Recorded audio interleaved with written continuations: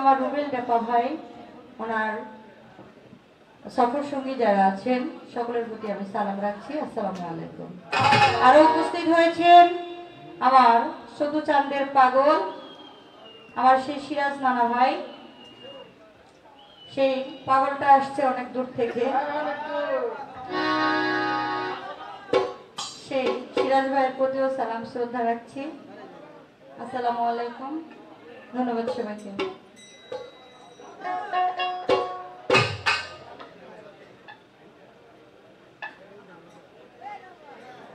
ধন্যবাদ জানাই আজকের যে কর্তাপক্ষ অত্যন্ত চমৎকার দুটি পালা আমাদের মাঝে নির্ধারণ করেছেন। যে দুটি পালা আমাদের মাঝে বন্টন করেছেন আমার বোন চন্দ্রা সরকার, ওনাকে দেওয়া হয়েছে বড় পীর সাহেবের জীবনী, এবং আমি বিজলি সরকার, আমাকে দেওয়া হয়েছে খাজা বাবার জীবনী থেকে কিছু কথা আলোচনা গান রাখার জন্য।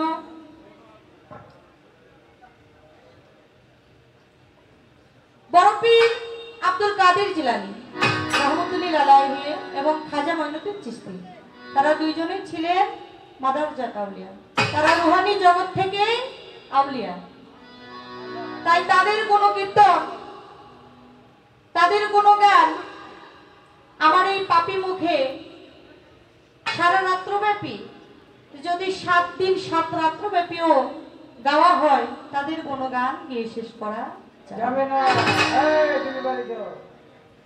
তাই যতটুকুই না বললেই নয়, ততটুকু আমরা এই বাকি রাতটুকু যতটুকু সময় আছে আমরা চেষ্টা করব আমাদের পালা মোতাবেক গান করার জন্য। তো যেহেতু খাজা বাবা জীবনী আমাকে দেওয়া হয়েছে, খাজা মঈনুদ্দিন চিশতি রহমতুল্লাহ আলাইহি, তিনি আমার সুরপা, তিনি আমার খাজা মঈনুদ্দিন চিশতিকে বলেছিলেন, হে মঈনুদ্দিন, আমি তো ভারতবর্ষে যেতে পারলাম না, আমি তোমাকে ভারতবর্ষে যেতে বললাম, তুমি ভারতবর্ষে যাও, গিয়ে তুমি ওই ভারতবাসী, যত ভারতবাসী আছে তুমি সকলকে আমার এই শান্তির পথে ইসলামের দাওয়াত দিয়েছ।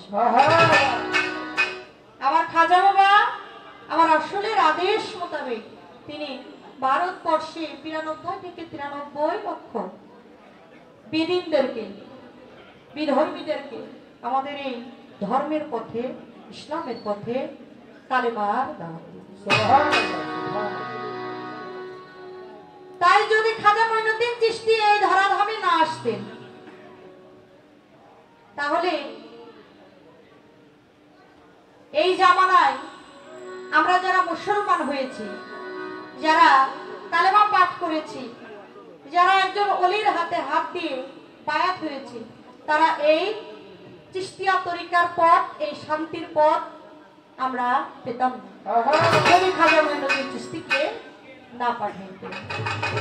যেহেতু পালা শুরু হয়ে গেছে, আমি পালা মোতাবেক আমার একটি গান আমি রাখছি, তারপরে দেখা যাক আমার বোনের কাছে কিছু জানবো। ধন্যবাদ।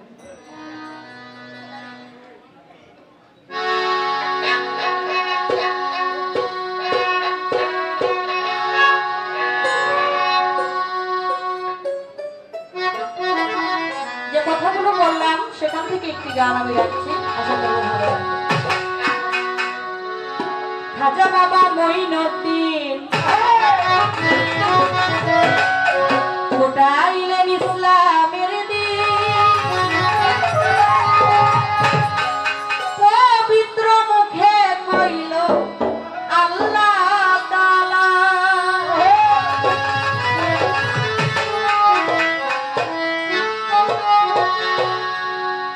খাজা বাবা মঈনুদ্দিন ফুটাইল ইসলামের দিন, খাজা বাবা মঈনুদ্দিন ফুটাইল ইসলামের দিন, পবিত্র মুখে কইল আল্লাহ তাআলা, খাজা বাবা মঈনুদ্দিন ফুটাইল ইসলামের দিন, পবিত্র মুখে কইল আল্লাহ তাআলা, খাজা বাবা মঈনুদ্দিন ফুটাইল ইসলামের দিন, পবিত্র মুখে কইল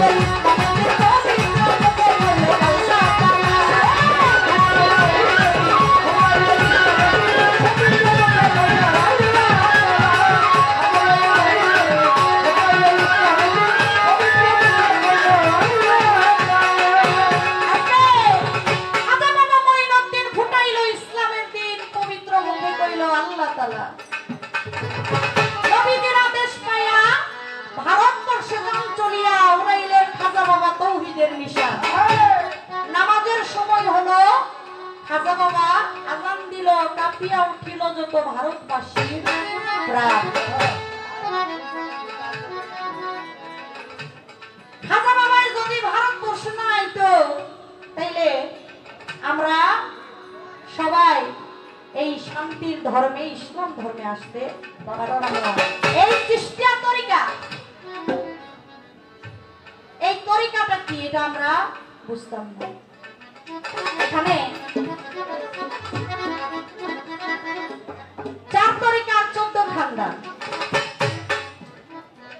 তো যারা এখানে অনেকেই আছে চিশতিয়া তরিকা, অনেকে আছে কাদরিয়া তরিকা, কেউ নকশবন্দিয়া, কেউ মুজাদ্দাদিয়া। এক একজন এক এক তরিকায় অন্তর্ভুক্ত। তো আমার খাজা মঈনুদ্দিন চিশতি আমার এই চিশতিয়া তরিকায় যারা দাখিল হয়েছে, যারা এসেছে, তারা দুনিয়াতে যত বড়ই পাপী হোক না কেন, আমার খাজা বাবা একদিন মক্কা শরীফে যখন গেলেন, মদিনাতে যখন গেলেন মক্কা শরীফ তওয়াফ করার জন্য, তখন কাবা শরীফ তওয়াফ করতে করতে তিনি কাবা শরীফের চাদর ধইরা টানে। কাবা শরীফের চাদর ধইরা যখন টানে, আমার আল্লাহ কয়, ও মঈনুদ্দিন, তুমি আমার কাপড় ধইরা টানতেছো। তখন আমার খাজা মঈনুদ্দিন চিশতি বলে, হে বারেলাহি, হে আল্লাহ, আমি এই কাপড় আজকে আর ছাড়বো না। আমার আল্লাহ কেন ছাড়বো না? ওই ছাড়বো না এই কারণে, যদি তুমি আমার একটা শর্ত মানো তাইলে আমি তোমার এই চাদর ছেড়ে দিতে পারি। তখন আমার আল্লাহ বলে, তুমি বলতে পারো তোমার কি এমন শর্ত আছে?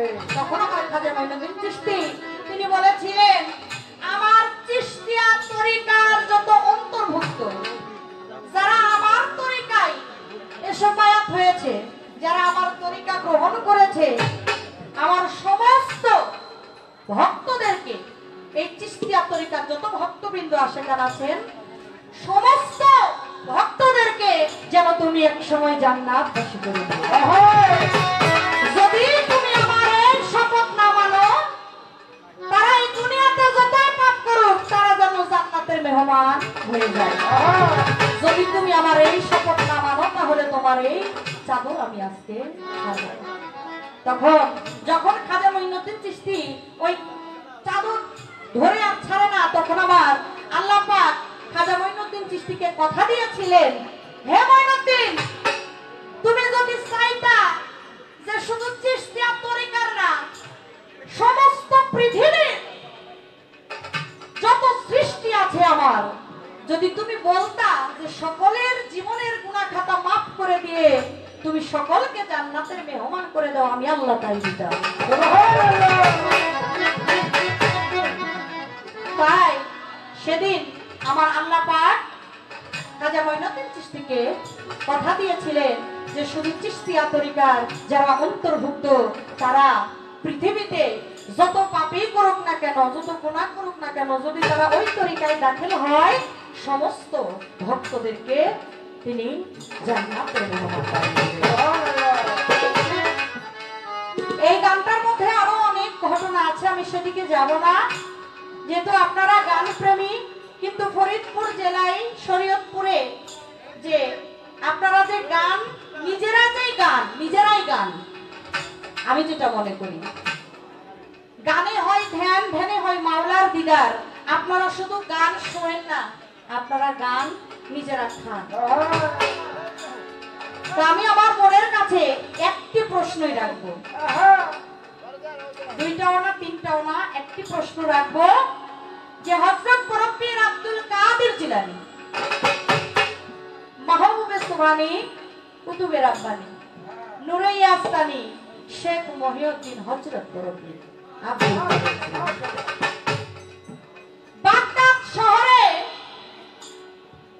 বাগদাদ শহর থেকে অনেক দূরে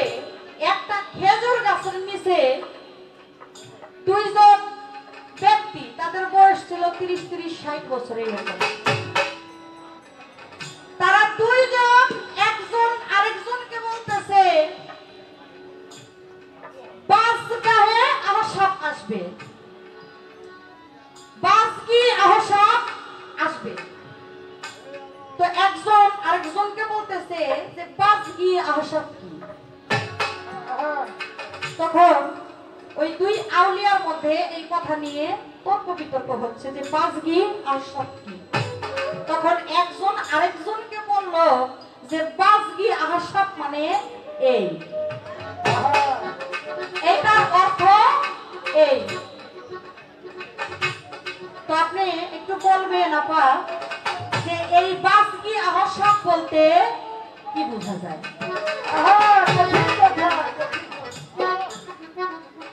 আপনার কাছে এতটুকুই আমার জানবার বাসনা। এবং ওই দুইজন ব্যক্তি কে ছিলেন?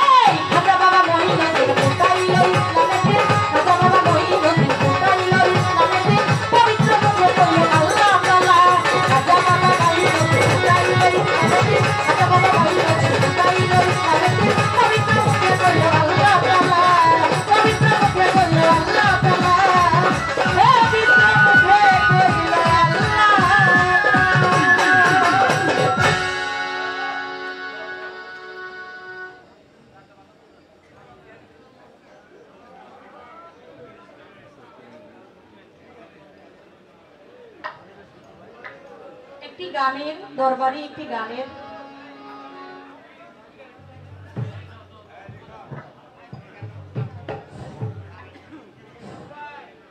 দুঃখিত, কিছু নাম আমাদের ভুল পড়ে গেছে, সেজন্য দুঃখিত। এখানে উপস্থিত আছেন আমার শ্রোতাভাজন বিআই মোহাম্মদ কালু মাঝি, আরো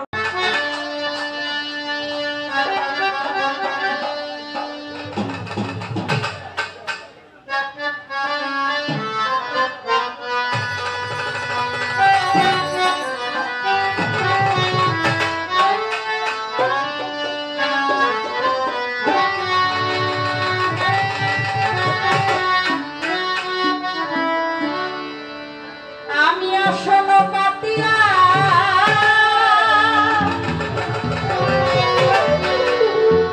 রহিলাম বসিয়া,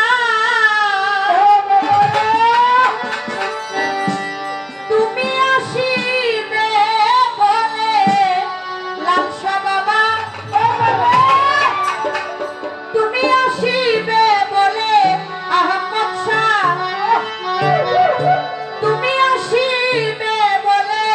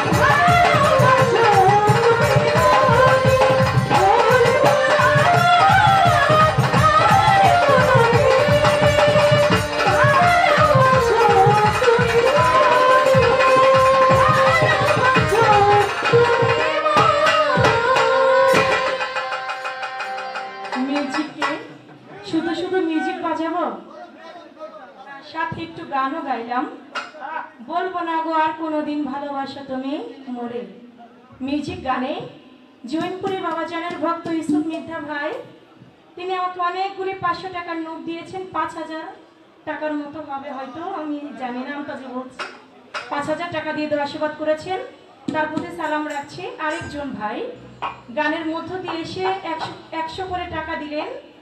ভাইটার নাম কি আমি তো জানি না, কি নাম, না নাম জানা নাই। আরেকজন ভাই তিনিও 2000 টাকা দিয়ে আশীর্বাদ করেছেন। আরেকজন ভাই 20 টাকার অনেকগুলি নোট দিয়েছেন, তার নামটা আমি জানি না। আপনার প্রতি আমার অনেক অনেক ভালোবাসা, সালাম, শ্রদ্ধা রইল। ধন্যবাদ। আজকের পালা অত্যন্ত চমৎকার দুটি পালা, দুজনই মহান আল্লাহর ওলি আর মহান ওলির জীবনী আমাদের উভয় শিল্পীকে দিয়েছেন। বিজলি সরকার আমার বোন, তিনাকে দিয়েছেন হযরত খাজা কুল্লে খাজা সুম্মাই আজমেরি খাজা মঈনুদ্দিন চিশতি রাহমাতুল্লাহ আলাইহির জীবনী।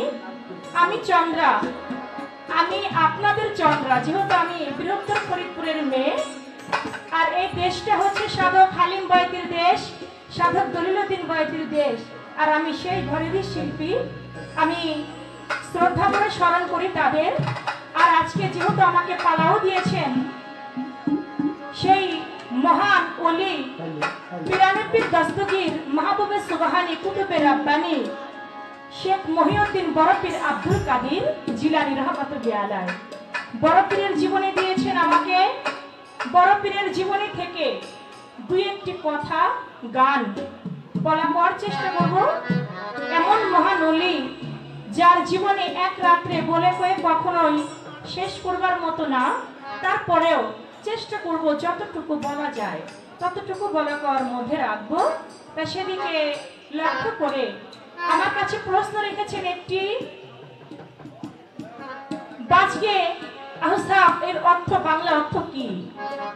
দুইজন আল্লাহর ওলি এক জায়গার মধ্যে বসে তারা বলতেছিলেন বাজগে আহসাব আসছে, এর বাংলা অর্থটা কি আমি বলবো।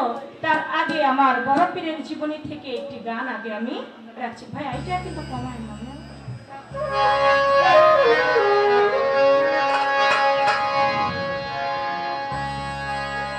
পীরের নামের বলে উজান চলে, নামের তরি ডুবে না।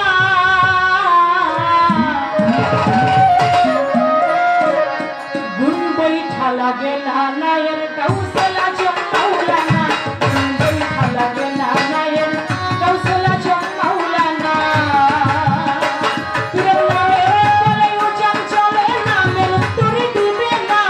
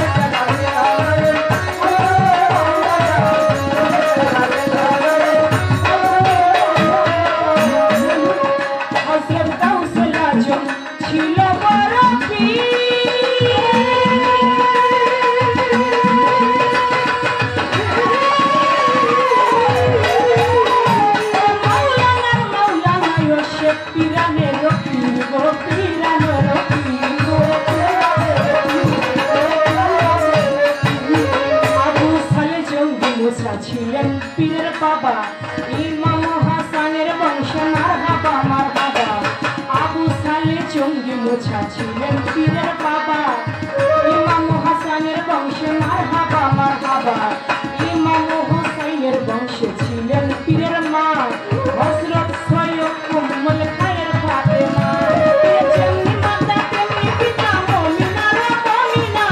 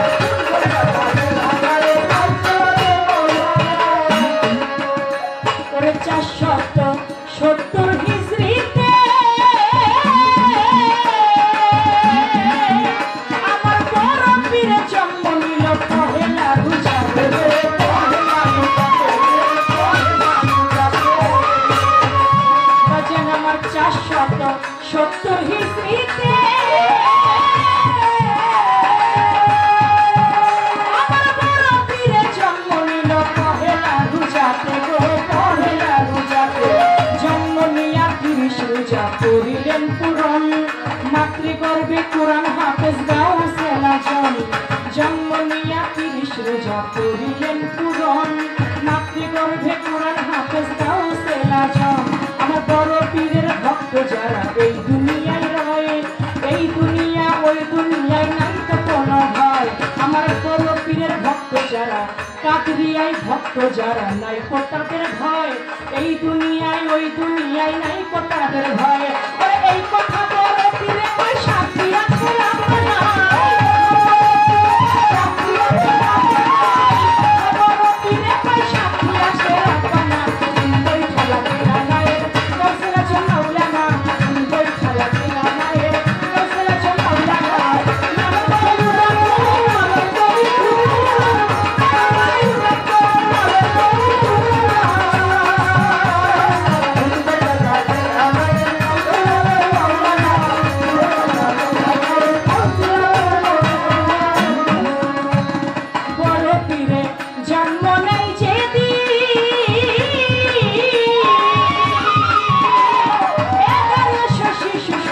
জন্ম নেয় সেদিন গো, জন্ম নেয় সেদিন গো, জন্ম নেয় সেদিন।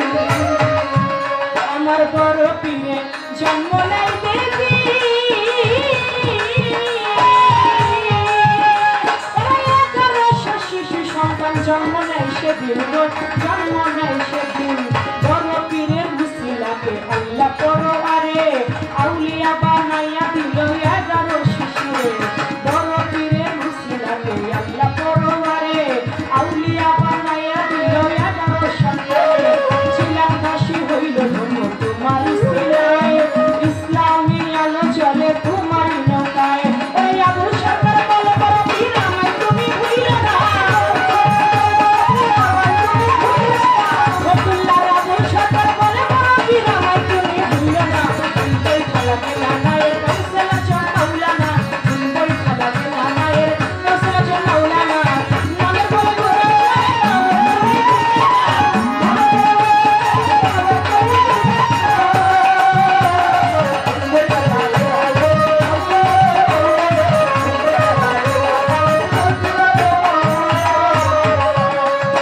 পীরের নামের বলে উজান চলে, নামের তরি ডুবে না। গুণ বৈঠা লাগে না নায়ে, গাউসুল আজম মাওলানা। সেই আমার বড় পীর কাদরিয়া তরিকার মধ্যে, কাদরিয়া তরিকার যিনি কান্দারি, তিনি হচ্ছেন আমার বড় পীর আব্দুল কাদির জিলানী রহমতুল্লাহ আলাইহি। আমার বড় পীরের যেদিন জন্ম নিল, রমজানের প্রথম দিনে যেদিন পীরের জন্ম হয়, দিনের বেলা খায় না দুগ্ধ, তাতে পীরের রোজা হয়। মাই জানে না ছেলের এই গুণ যিনি গর্ভধারিণী, তোমারই নামের গুণে আগুন হইয়া যায় পানি। আমার বড় পীর আব্দুল কাদের জিলানী যখন জন্ম নিলেন, জন্ম নিয়েই তিনি 18 পারা সিপারা কোরআন মুখস্থ করে তিনি ধরাধামে এসেছেন। সেই মহানলী আমার বড় পীর আব্দুল কাদের জিলানী প্রশ্ন করলেন আমার কাছে। আমার বড় পীর আব্দুল কাদের জিলানী বাগদাদ শহর থেকে প্রায় কোন কোন রেওয়াতে বলে 60 কিলোমিটার, কোন কোন রেওয়াতে বলে 50 কিলোমিটার দূরত্বে দুইজন আল্লাহর ওলি এক জায়গার মধ্যে বসে তারা বলতেছেন যে বাজকে আহসান আসবে, বাজকে আহসান আসবে। এখন আমার বোনের কথা, এই বাজকে আহসান শব্দের অর্থ কি? বাজকে শব্দের অর্থ ইসলামের বিজয়। আমার বড় পীর যখন বাগদাদে এসেছিল না, তখন ইসলাম ছিল মৃতপ্রায়। সেই ইসলামের ঝান্ডা আমার বড় পীর আব্দুল কাদের জিলানী তার হাতে ধরে আমার দয়াল নবীর দ্বীনকে তিনি প্রচার করলেন, যার কারণে আমার বড় পীরকে বলা হয় ইসলামের পূর্ণ জীবন দান।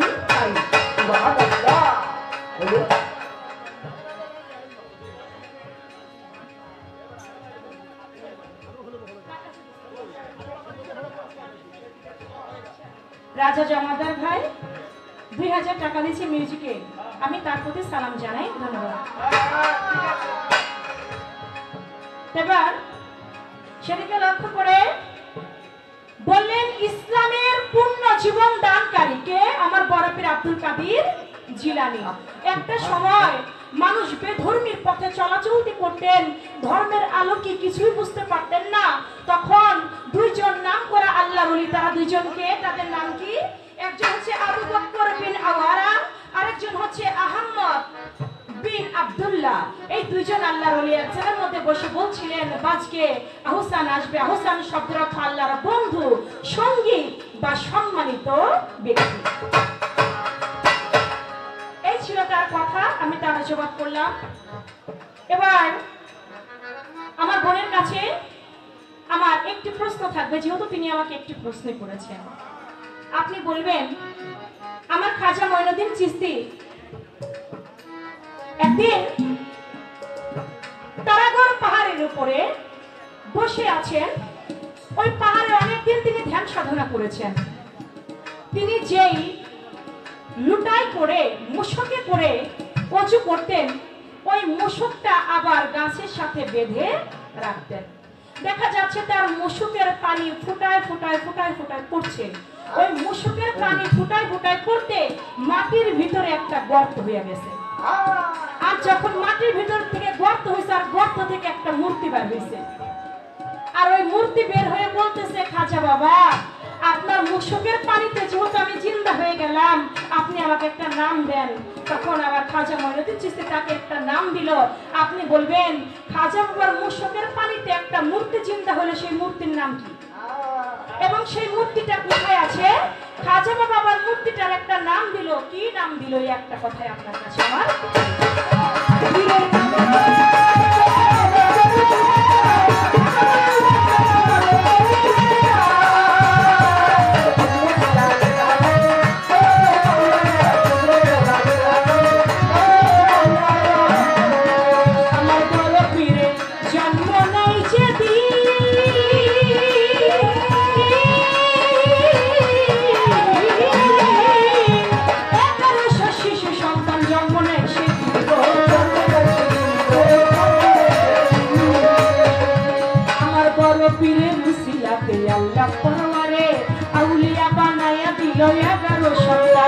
জিলানবাসী হইল ধন্য তোমার উসিলায়, ইসলামী আলো চলে তোমারই নৌকায়।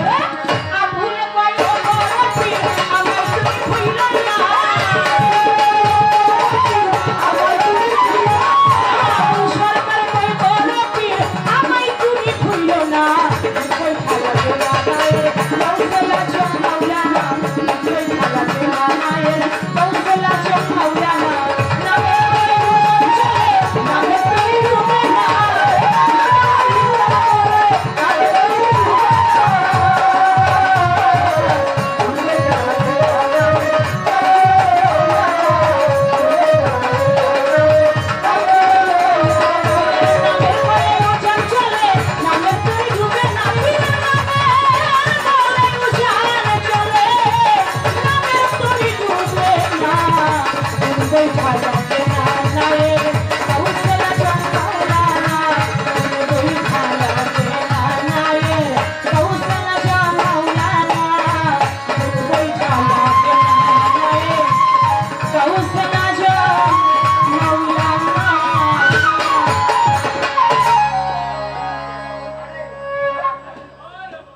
হয়ে গেল পালা থেকে একটি গান, একটি করে পালার গান, একটি করে দরবারি গান চলছে। গান গাইলেন আসুন পাতিয়া রহিলাম বসিয়া, তুমি আসিবে বলে দয়াল মালা গাঁথিয়াছি ফুলে। ভালো লাগলো। আমি আমার মন থেকে বর্তমানে একটি গান, সেই পুরানো ভাইরাল গান আবার নতুন করে ভাইরাল হয়েছে, সেই গানটি আমি রাখছি।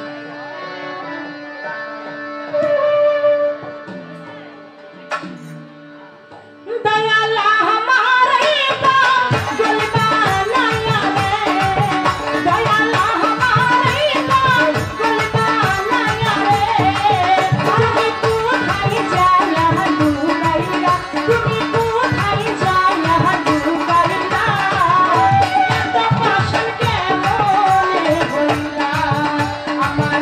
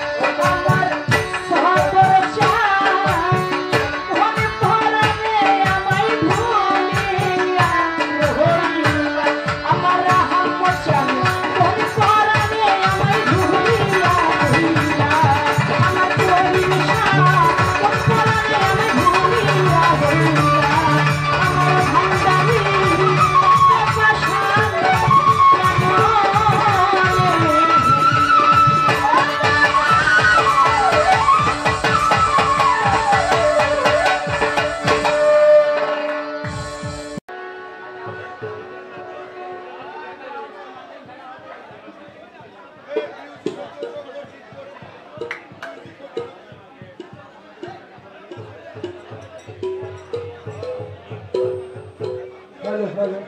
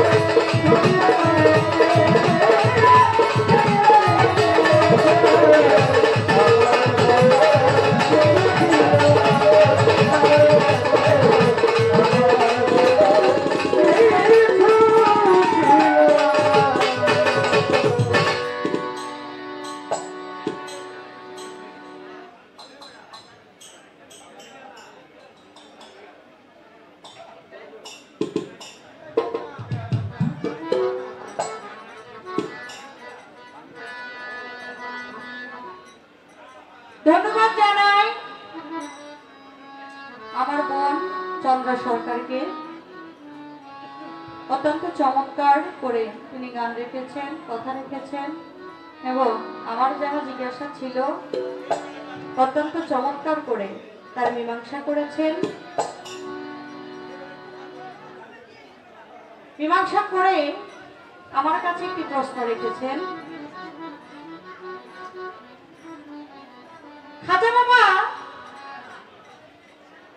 পাহাড়ের চূড়ায় বসে তিনি যে মশকে যে পানি ছিল যা দিয়ে তিনি উজু করতেন, সেই মশক বা সেই পাত্রটা তিনি একটা গাছের মধ্যে ঝুলায় রাখতেন। তো সেখান থেকে ফোঁটায় ফোঁটায় পানি পড়ে সেখানে একটি গর্ত হয় এবং সেই গর্ত থেকে একটা মূর্তি তৈরি হয়। সেই মূর্তিটার নাম কি এবং সেই মূর্তি এখন কোথায় আছে? আমি তার মীমাংসা করব, কিন্তু সবই ভালো লাগলো আপনাদের। এখন যে তাবারকটা বিতরণ করলেন, এটা এখন দেওয়াটা ঠিক হয়নি। এটা যারা মনে করেন তাবারক খাওয়ার জন্য এসেছিল তারা তাবারক খেয়ে হয়তো চলে যাবে। আর মূলত তাবারকটা বিতরণ গান শেষে করলেই ভালো হয়। তো যেহেতু দিয়ে ফেলেছে সেখানে আর বলার কিছু নেই।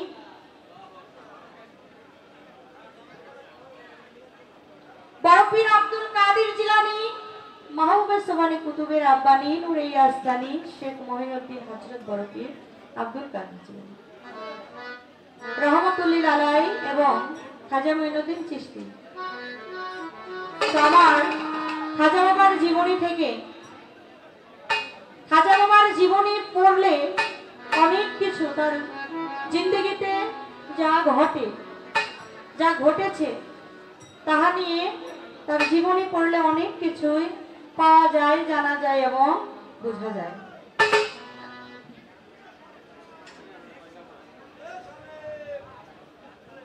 খাজা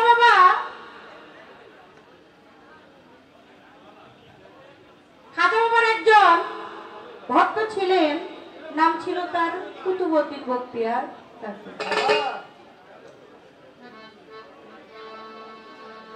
খাজা বাবা বললেন কুতুবউদ্দিন বখতিয়ার কাকিকে, তুমি দিল্লি শহরে যাও, সেখানে গিয়ে ইসলামের দাওয়াত দাও।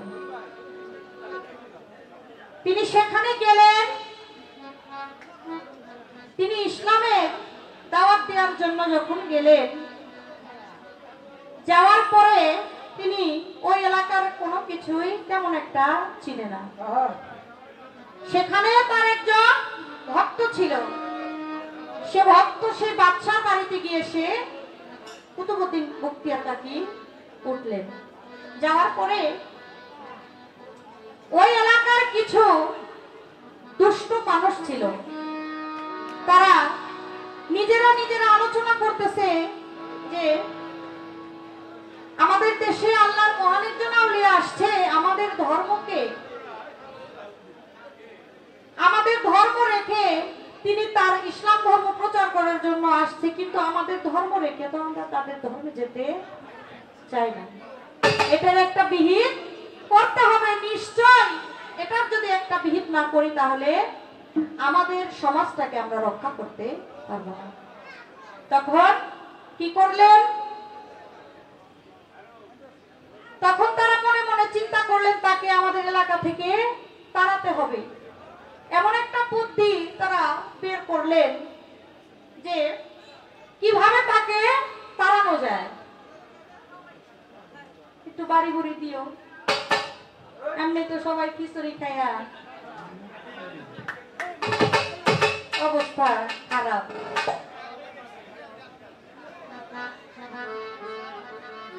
এমন একটা পরিবেশ করে দিলেন, কথা যে বলবো দুইটা,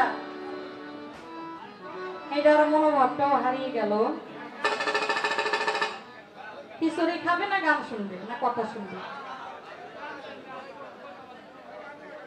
তবে আমার এই দিকের মানুষ গুলা খুব সভ্য আছে, ওরা না খিচুড়ি খায় নাই, তবে এটা তাবারক বোধ জিনিস, এটা সবাই খাওয়া দরকার।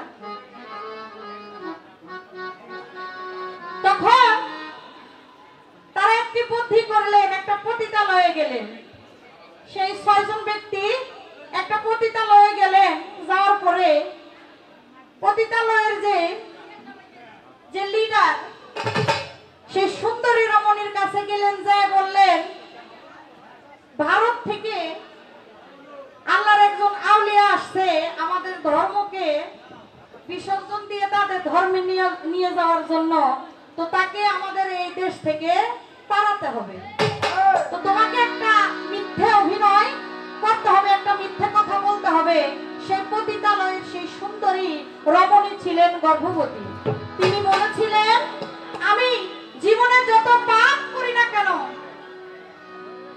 আমার গর্ভে যে সন্তান, আমার গর্ভের সন্তান রেখে আমি যত বড়ই পাপী হই না কেন, আমার গর্ভের সন্তান রেখে আমি কখনো মিথ্যা কথা বলতে পারি না। তখন তাকে অনেক টাকা পয়সার লোভ দেখানো হলো। লোভ দেখায় সে যখন টাকার লোভে পড়ে গেল, তখন বলল কি অভিনয় করতে হবে, তখন বলতে হবে। তারা বললেন, তুমি এইভাবে বাদশার দরবারে গিয়ে বলবা যে কুতুবউদ্দিন বখতিয়ার কাকীর সন্তান আমার গর্ভে।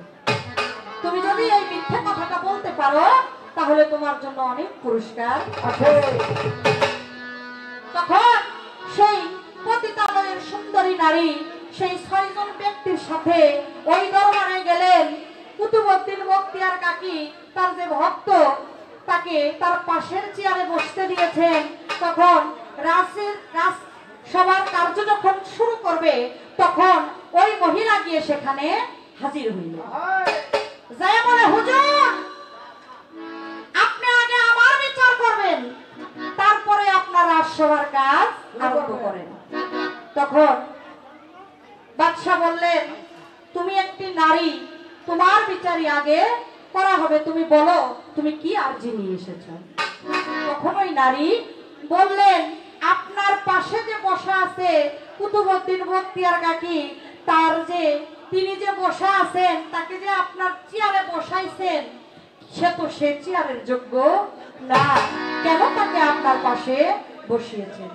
তখন কুতুবউদ্দিন বখতিয়ার কাকী মনে মনে চিন্তা করে যে এই মহিলা কেন এখানে এসেছে। তখন ওই মহিলাকে রাজা বললেন, তোমার কি আরজি আছে তুমি বলো। তখন ওই মহিলা বললেন, হুজুর আপনার পাশে যিনি বসে আছেন ওনার সন্তান আমার গর্ভে। তখন বাদশা বলে, এটার কি কোনো প্রমাণ আছে? তখন সেই মহিলা বলে, হ্যাঁ এটার প্রমাণ আছে। তখন বলে, সেই প্রমাণটা দাও। সেই 6 জন দুষ্কৃতিকারী, সেই 6 জন ব্যক্তিকে ওই মহিলা ডেকে নিয়ে আসলেন। ওই 6 জন ব্যক্তি এসে বাদশার কাছে বিচার দিলেন, হুজুর এই মহিলা যা বলেছে সব কথা সত্য। তখন তারা বলে, তার কি প্রমাণ? তখন তারা বললেন, কুতুবউদ্দিন বখতিয়ার প্রতিদিন রাত করে এই মহিলার বাড়িতে যান, তারপরে তো যা হয় এটা তো আর ভেঙে বলার কিছু নাই। তখন বাদশা সে কুতুবউদ্দিন বখতিয়ার কাকীর উপরে রাগ হয়ে গেলেন, তিনি তার গুরুর উপরে রাগ হয়ে গেলেন। রাগ হয়ে যখন তাকে বললেন, তুমি এই মুহূর্তে আমার দরবার থেকে চলে যাও, তোমাকে যেন আমার দরবারের আশেপাশে, আমার এলাকার আশেপাশে যেন আর কোনোদিন না দেখি। তখন কুতুবউদ্দিন বখতিয়ার চলে গেলেন।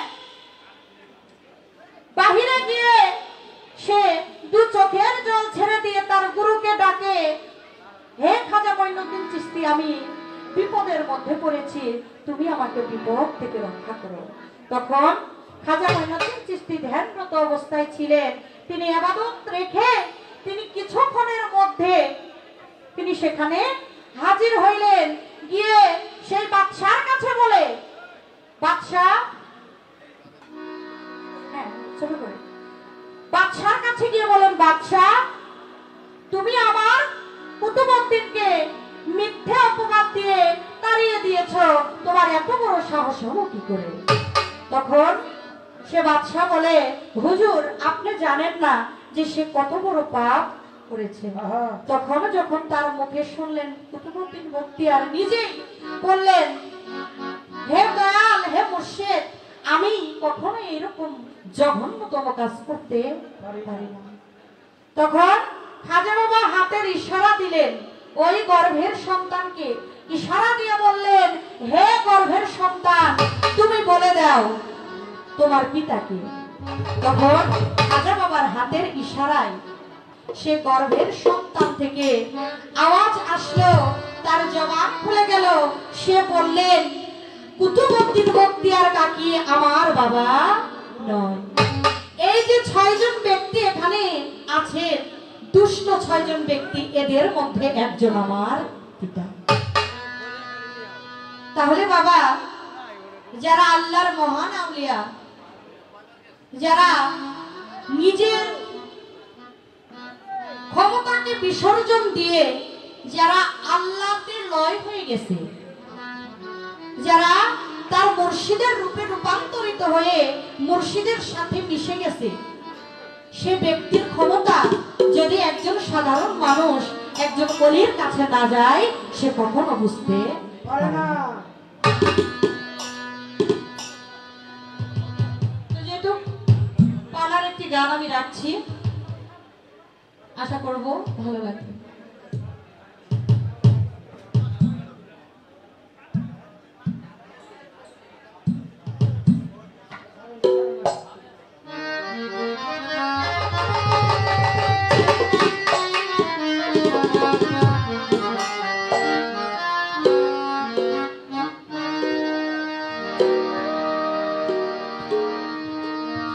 ভক্তগণে চাই খাজা তোর চরণে ধুলি,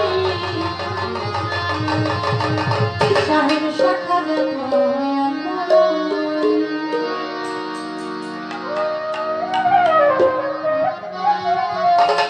ভক্তগণে চাই বাবা তোর চরণে ধুলি, সাহেব শাখাজা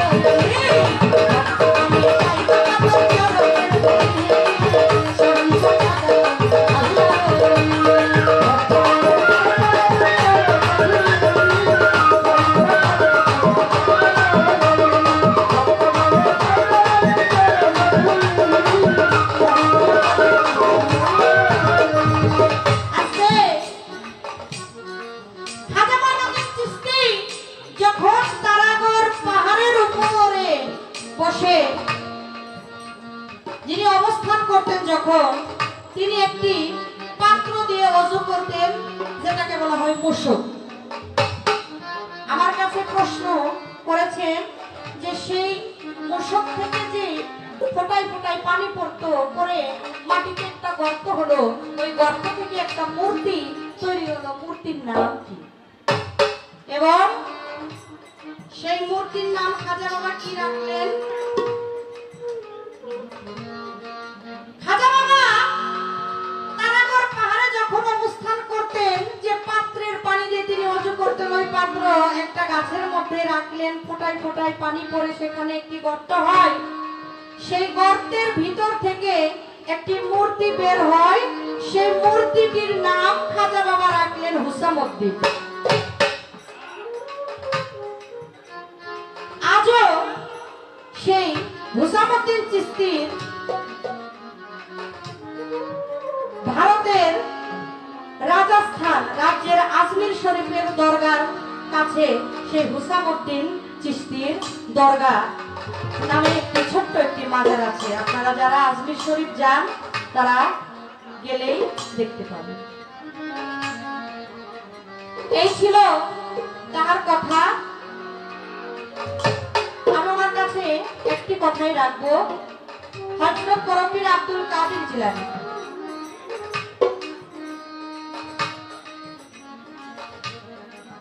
বরপীরের নাম এতটাই পবিত্র, এই পবিত্র নামটা যদি কেউ অপবিত্র মুখে নিত তাহলে তার শির কাটা যেত, সেটা আগে। কিন্তু বর্তমানে এখনো যদি আমার বরপীরের নাম কেউ অপবিত্র মুখে নেয় তাহলে তার আড়াই গাছ লোম, শরীরের আড়াই গাছ লোম পড়ে যায়। আপনি বলবেন যে যখন বরপীরের নাম নিলে শির কাটা যেত, সে কোন ব্যক্তি ছিল যে ব্যক্তি আয়েশা বলল যে এইভাবে যদি কেউ অপবিত্র মুখে বরপীরের নাম নেয় তাহলে যদি শির কাটা যায়, তাহলে এটা কেমন জানি দেখায়। এটা খুবই দুঃখের বিষয়। আপনি বলবেন কোন ব্যক্তি আয়েশা বলল যে বরপীরের নাম নিলে শির কাটা যাবে না? কার থেকে আমরা পাইলাম যে বরপীরের শির কাটা গেলে, বরপীরের নাম নিলে এখনো আড়াই গাছ লোম পড়ে যায় শরীর থেকে? এটা কোন ব্যক্তি ছিল এবং কোন ব্যক্তি আয়েশা এটা এই ধারাটা পাল্টায়? আরে ভক্তগণের জয় বাবার জয়।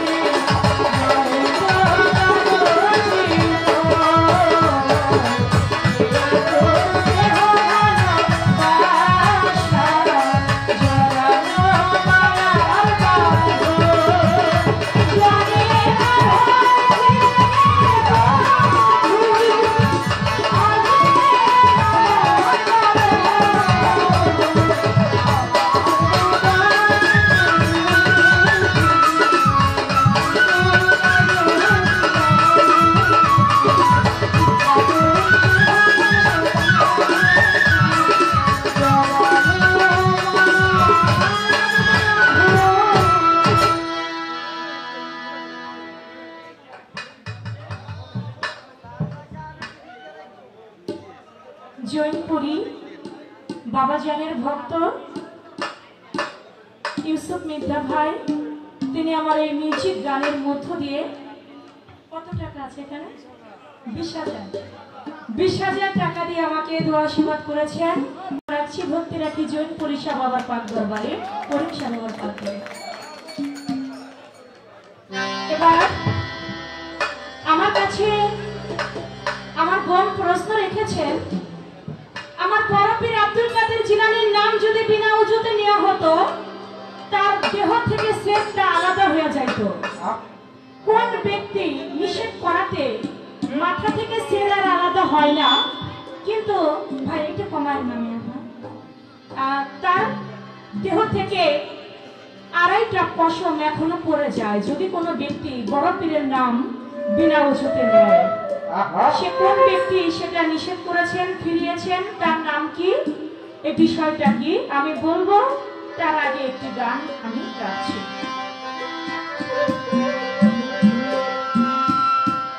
বিহারা বন্ধ করুন। ভাজা দিবে তাজা বাচ্চা, ভাজা দিবে তাজা বাচ্চা, দিলরে ফুটাইয়া আমার বড় পীরউলিয়া, আমার বড় পীরউলিয়া, আমার বড় পীরউলিয়া, আমার বড় পীরউলিয়া।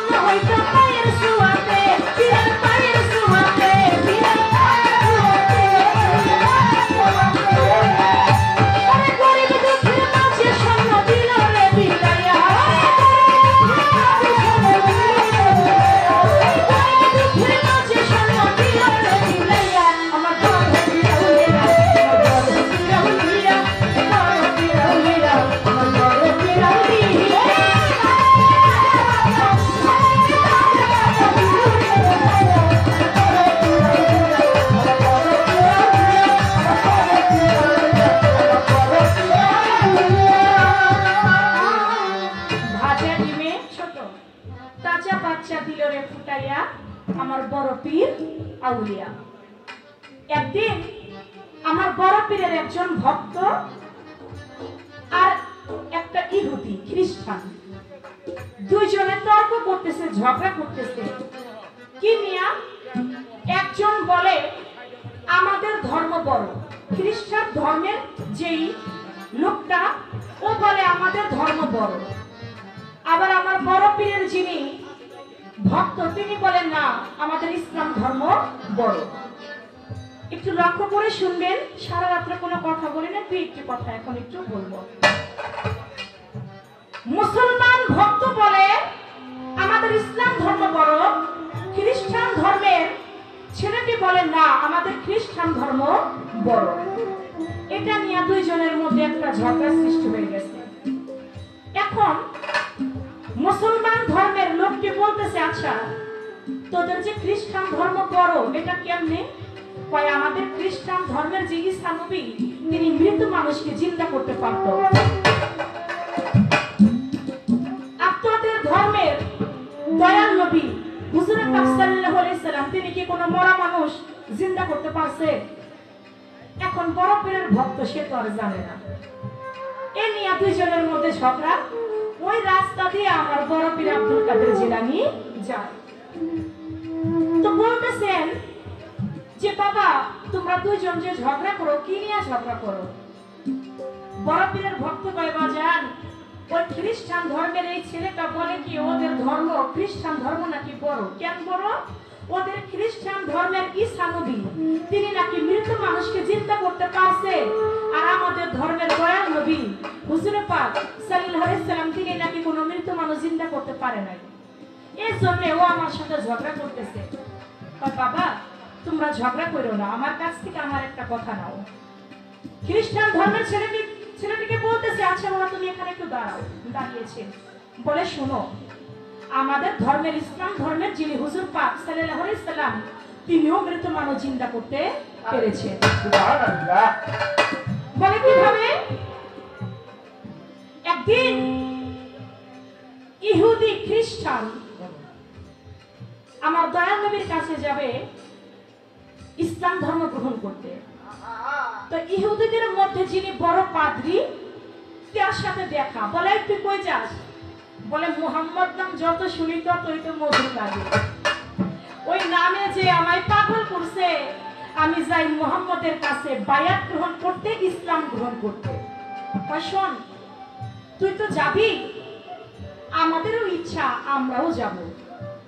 এমনি করে সেদিন কিতাব দলিল প্রমাণ করে 250 থেকে 300 খ্রিস্টান সেদিন রওনা করলো আমার দয়াল নবীর কাছে ইসলাম ধর্ম গ্রহণ করবে। পথের মধ্যে দেখা হইল কার সাথে? আবু জাহেলের সাথে। আবু জাহেল খ্রিস্টান পাদ্রীর যিনি নেতা তাকে বলতেছেন তোমরা কই যাও? বলে দয়াল নবী হুজুর পাক সাল্লাল্লাহু আলাইহি সাল্লামের কাছে আমরা ইসলাম গ্রহণ করতে যাই। বলে তার কাছে তো ইসলাম গ্রহণ করবা মিয়া?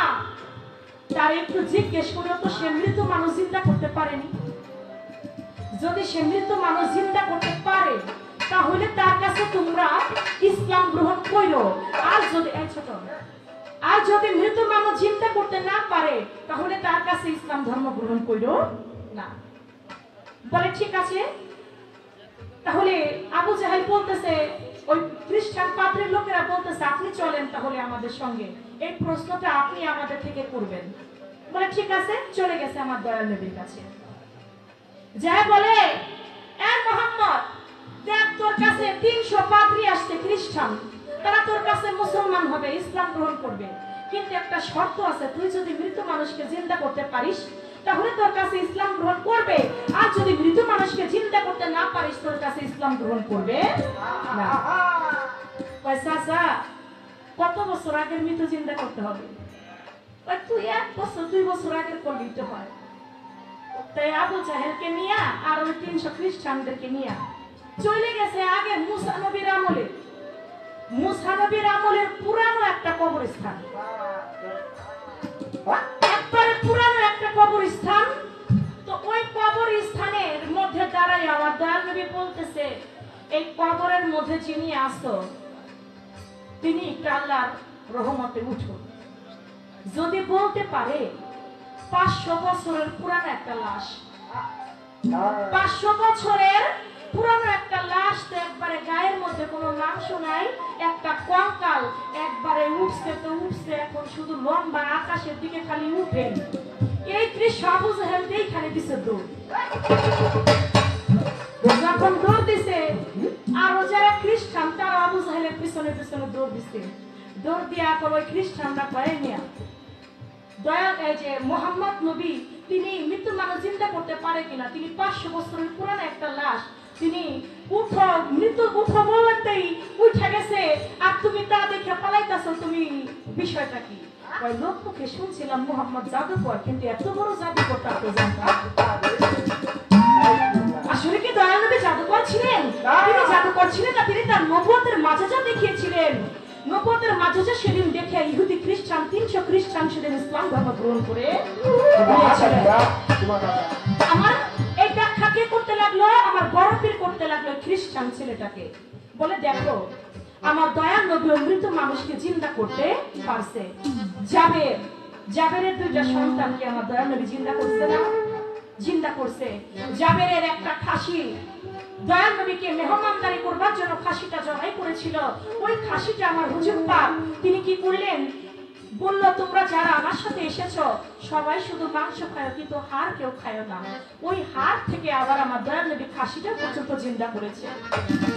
শুধু তাই নয়, এই কথা আমার বড় পীর আব্দুল কাদের জিলানী খ্রিস্টান ছেলেটাকে বলতে লাগলো, বলে শোনো আমার হুজুর পাক তো পারছেই, আমরা তো তার উম্মত, আমরা নিজেরাও পারি। কি আপনি পারেন? হ্যাঁ আমি তো তার উম্মত। দয়াল নবীর একটা সাহাবা যেই ঘোড়ায় উঠে, ওই ঘোড়ার পায়ের নিচের যেইটুকু ধুলাবালি লেগে থাকে, ওই একটা বালুকে যদি 70টা টুকরা করা হয়, তার এক টুকরাও আমি বড় পীর আব্দুল কাদের জিলানী।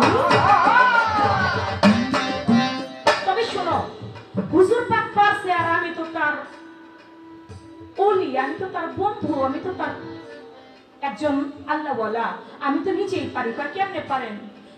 দেখি তো আপনি কেমনে পারেন। আমার মা তো মারা গেছে 5 থেকে 6 বছর হয়ে গেছে, কতদিন হয় আমি আমার মায়ের দেখি না। আপনি যদি পারেন তাহলে চলেন তো আমার মায়ের কবরটা, আমার মায়ের লাশটা আপনি যদি জিন্দা করে দেখাইতে পারেন, তাহলে বুঝবো হ্যাঁ আপনি সত্য, আপনার নবী সত্য, আপনার ইসলাম সত্য, আপনার দ্বীন সত্য। বলে ঠিক আছে। আমার বড় পীর আব্দুল কাদের জিলানীকে নিয়ে গেল কবরস্থানে। আমার বড় পীর আব্দুল কাদের জিলানী কবর পারে দাঁড়িয়ে বলতেছেন, কবরের মধ্যে তুমি যিনি আছো এই ছেলেটির মা, খ্রিস্টান ছেলেটির মা, তুমি উঠে দাঁড়াও। সঙ্গে সঙ্গে ছেলেটির মা জিন্দা হয়ে গেল। জিন্দা হয়ে আমার বড় পীরকে সালাম দিতেছেন। এই দৃশ্যটা যখন ওই খ্রিস্টান ছেলে দেখলো, তিনি বলল, হে বড় পীর আপনিও সত্য, আপনিও পারেন মৃত মানুষকে জিন্দা করতে, আপনার হুজুর পাক দয়াল নবীও পেরেছে, আপনার দ্বীন সত্য, ইসলাম সত্য, দয়া করে আপনি আমাকে ইসলামে দীক্ষিত করেন।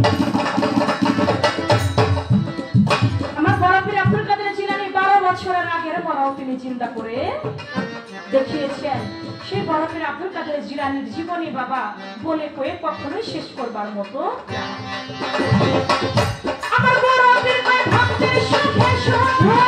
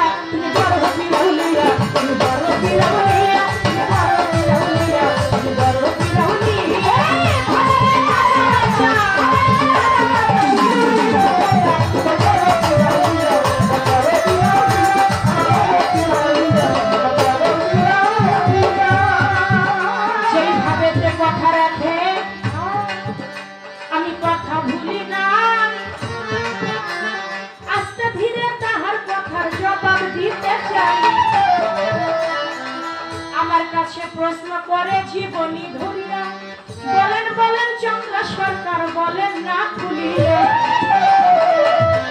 আমার বড় পীর আব্দুল কাদের জিলানী, যার নাম যদি বিনা অজুতে নিয়ে হইতো, শরীর থেকে ছেড়ে বাবা আলাদা হইয়া যাইত। একজন ব্যক্তি এসে নিষেধ করাতে সেই দিন থেকে বন্ধ হইয়া গেল। কে নিষেধ করেছিল? তারপরেও যদি এখনো কোনো ব্যক্তি বিনা ওযুতে নাম নেয়, তার শরীর থেকে আড়াইটা পশম পড়ে যায়। সে কে? যার নাম জিন্দা পীর খিজির আলাইহিস সালাম। পানির নিচে যার বাসস্থান, সেই একদিনে সেই এসে বাজার করিল কি কাম।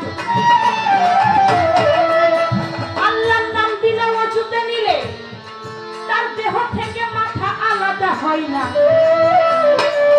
যেই নবী সৃষ্টি না হইলে দুনিয়ায় কোনো কিছু সৃষ্টি হইত না, সেই নবীর নামও যদি বিনা ওযুতে নেওয়া হয়, তার মাথা থেকে দেহ থেকে মাথা আলাদা হয় না। তুমি আব্দুল কাদের, তোমার নাম নিলে মাথা আলাদা হয়ে যায়, এ কেমন হইল বর্ণনা। মহান সৃষ্টিকর্তা মালিক মহান আল্লাহ, তার নাম যদি বিনা ওযুতে নেওয়া হয়, তার দেহ থেকে মাথা আলাদা হয় না। যে নবী না হইলে দুনিয়ায় কোনো কিছু হইতো না, সেই নবীর নামও যদি বিনা ওযুতে নেওয়া হয়, তারও মাথা থেকে সের আলাদা, দেহ থেকে সের আলাদা হয় না। কিন্তু তুমি তো আল্লাহর বান্দা, তুমি তো দয়াল নবীর উম্মত, দয়াল নবীর বন্ধু, আল্লাহর ওলি। তোমার নাম যদি বিনা ওযুতে নেওয়া হয়, আমার খিজির আলাইহিস সালাম বলে, তাহলে দয়াল নবীর সম্মান খাটো হয়ে যায়, আমার আল্লাহর সম্মান খাটো হয়ে যায়। হে বড় পীর, তুমি এটা বন্ধ করো, আজ থেকে এটা বন্ধ করো। তোমার নাম নিলে যদি মানুষের বিনা ওযুতে নাম নিলে যদি মানুষের দেহ থেকে কল্লা পড়ে যায়, দুনিয়ার বুকে কোনো মানুষই থাকবে না। কারণ সবাই তো সবসময় ওযু হালাতে থাকতে পারে না। তুমি এটা বন্ধ করে দাও। বলে ঠিক আছে, আমি বন্ধ করে দিলাম আপনার কথায়। কারণ আপনাকে আল্লাহ পাক সূরা কাহাফ আল কোরআনে যার নাম এসেছে খিজির আলাইহিস সালাম নবম রূপে, যে আল্লাহ পাক তোমাকে খাস দরবার থেকে আল্লাহর বেলায়েতি শক্তি তোমাকে দিয়েছেন, যেহেতু তুমি একজন আল্লাহওয়ালা বন্ধু, তুমি যেহেতু আমাকে নিষেধ করলে, আজ থেকে আমার নাম বিনা ওযুতে নিলে আর কারো শের করবে না। কিন্তু হ্যাঁ, এর একটা নজিরা থেকে যাবে, যদি কোনো বান্দা বিনা ওযুতে আমার নাম নেয়, তার শরীর থেকে আড়াইটা পশম এখনো পড়ে যাবে। এই ছিল তার একটি কথা, আমি তার জবাব করলাম। এবার ছোট্ট করে একটা প্রশ্ন আমি রেখে যাই, রাখবো না? আচ্ছা ঠিক আছে, রাখবো বেশি, আর কোনো প্রশ্ন চলবে না।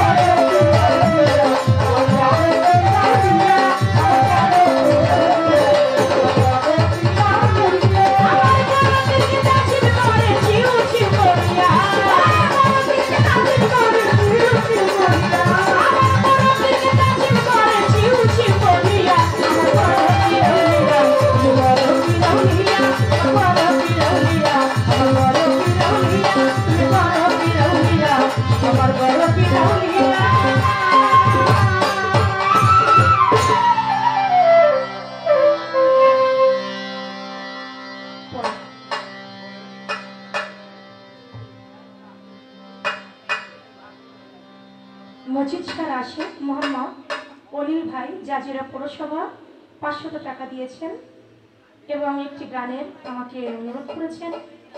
সেই গান কি আমাকে গাইতে হবে? আমি চেষ্টা করব, তবে এখন তো আর পালা নাই।